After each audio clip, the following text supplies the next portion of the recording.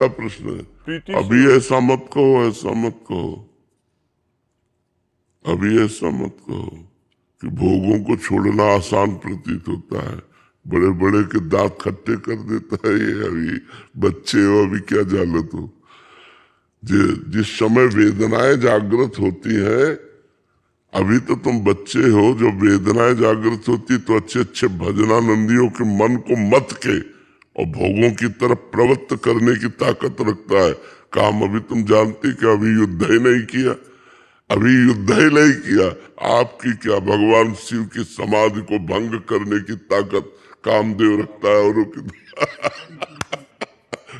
ये जो लगता है कि सहज है, अरे अभी बच्चे हो, अभी तुम जानते कब। जिस समय अपना रंग चढ़ाता है उस समय कुछ नहीं सुहाई देता, बस त्राहिमाम भगवान बचाओ, भगवान बचाओ, केवल भगवान बचाओ, दूसरा कोई नहीं।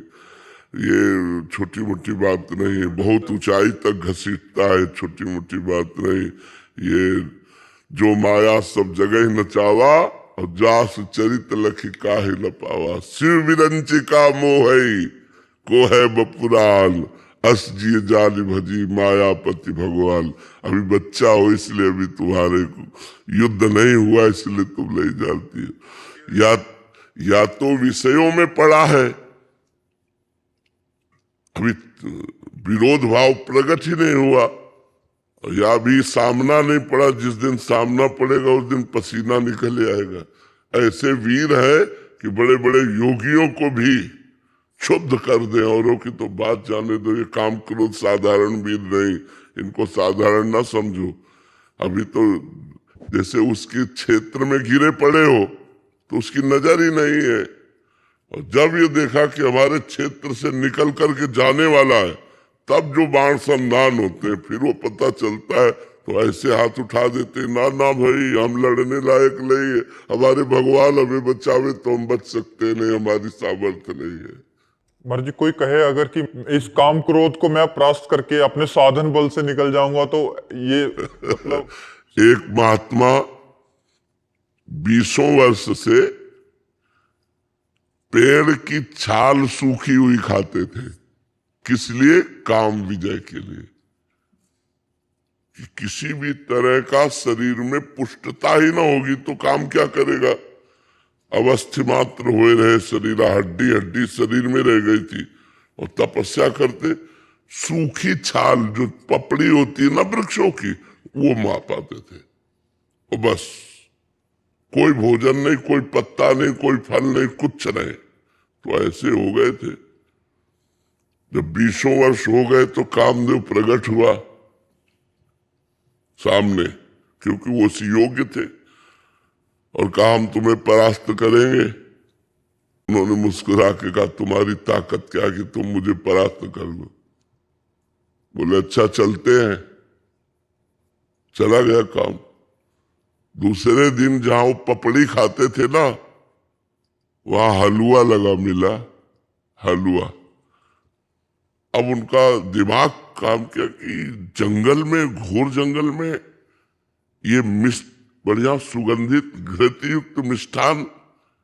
उन्होंने समझा मेरी तपस्या से डरकर प्रकृति मुझे दे रही, तो मुंह मार मार करके जहां जहां पपड़ी खाते थे वहां हलवा लगा मिला, हलवा पाया। 20-25 दिन हुए, थोड़ा खून दौड़ा नस नाड़ियों में।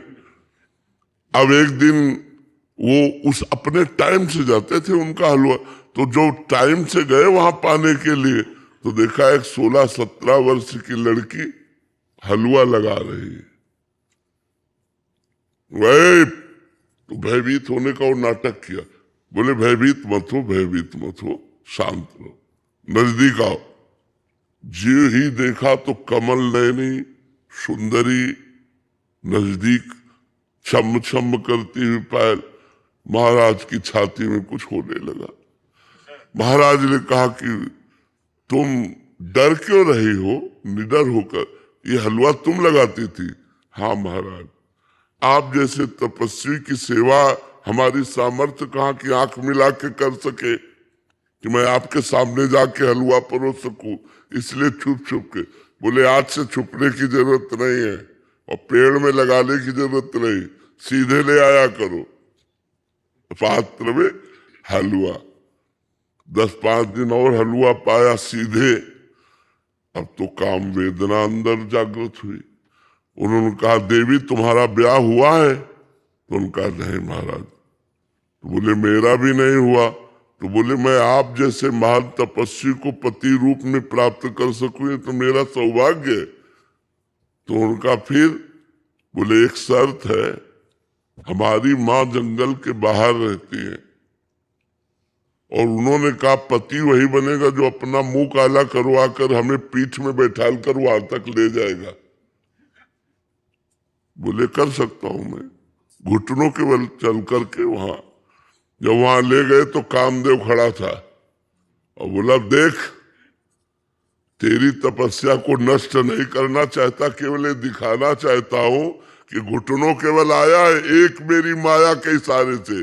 अगर मैं 5 बार संधान कर दूं तो तेरे हाल क्या होंगे? तो उन्होंने प्रणाम किया।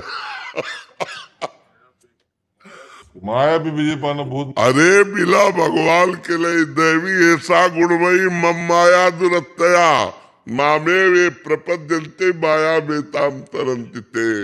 भगवान ने स्वयं गीता जी में कहा ये मेरी देवी हस्त जो गुणमयी माया है ये दुरत्य है, सहज में नहीं तरी जा सकती।